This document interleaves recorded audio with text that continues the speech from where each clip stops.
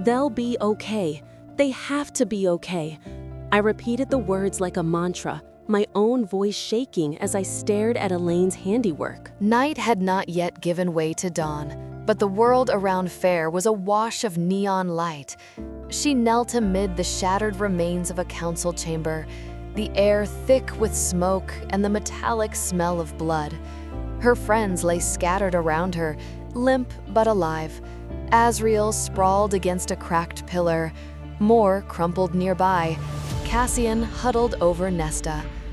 Over all of it hovered a pulsating orb of blinding pink energy, flickering and swelling as if it had a heartbeat of its own. Our gentle, thoughtful Elain had let a reservoir of power burst free, and by the time we understood, the damage was done. I felt the exhaustion of holding back that first blast in every bone and muscle. My magic was spent, my body nothing but raw nerves. In the space of a heartbeat, Feyre's mind raced back over the journey that had brought them here. Fighting the Midgard worm under the mountain, bartering with a prince of night, painting stars on a cabin ceiling in the Illyrian mountains. These people sprawled at her feet were her family. Rhys had once promised her they'd face every battle together, that he'd never ask her to bear a burden alone. Now, as the orb crackled and hummed inches away, she tasted the bitter irony of those words. The orb hung in the center of the ruined hall, lightning-bright veins of energy running through it. If it detonated unchecked, it would level the Night Court, taking every soul with it. Magic crackled off its surface, casting sickly pink shadows over the floor and highlighting the blood streaming down Rhys's temple as he struggled to his feet. Feyre, we have to stop it. You and I both know what happens if it grows any larger. I can't. The truth echoed through our mental bond. I burned through every last spark of my power to shield our friends from Ellen's blast. My hands trembled as I pressed them to the cracked stone, feeling the trembling of the earth beneath us.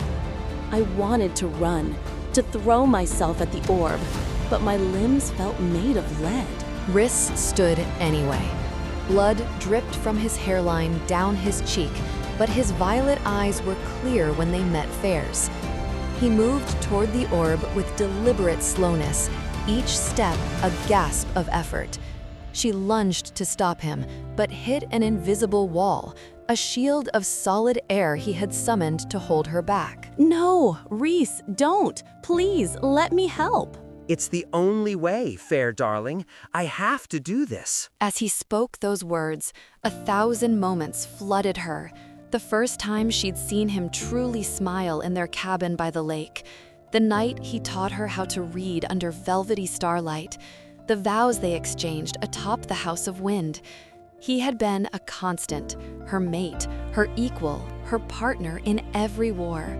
And now he was stepping willingly into a maelstrom to spare their people. She slammed her fists against the barrier until her knuckles bled, screaming his name. But Rhys didn't flinch. He stretched out his hand and pressed his palm to the orb. In an instant, its energy shot into him, bright streaks racing up his arm and carving glowing paths beneath his skin. His veins lit up pink, his eyes and mouth flooded with light, and a guttural roar ripped from his throat as the power tried to tear him apart. Rhys! I pounded harder, sobbing until my voice was raw. Please, Mother above, please stop this. His skin cracked like dry clay under a summer sun, ash drifting from his fingertips as arcs of magic danced around him.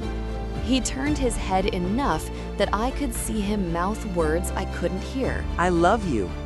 The bond between us throbbed with agony, then snapped, leaving a yawning emptiness in my chest that stole my breath. You'll take care of them, won't you? Power surged outward from him in a shockwave.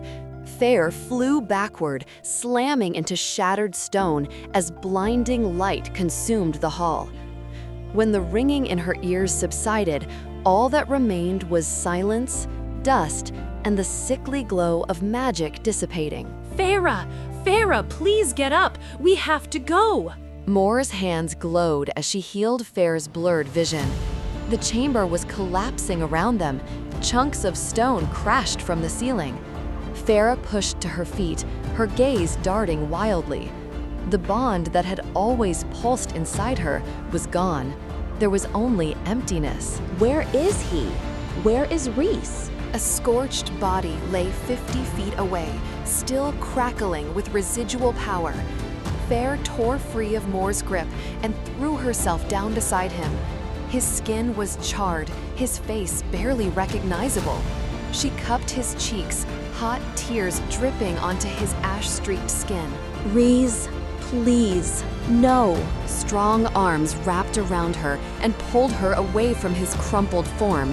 Cassian hauled her against his chest as she kicked and screamed, the sound shredding his own raw throat. They had to leave before the entire mountain came down, but to Feyre, it felt like abandoning the other half of her soul. Mor and Azriel winnowed everyone else out, including Rhys. We can still save him. Hold on to me. The cold night air bit at Feyre's tear-streaked cheeks as Cassian launched into the sky. Below, the palace groaned and collapsed inward, sending a plume of dust and magic into the air. Feyre clung to him, staring back at the devastation, feeling the void inside her widen.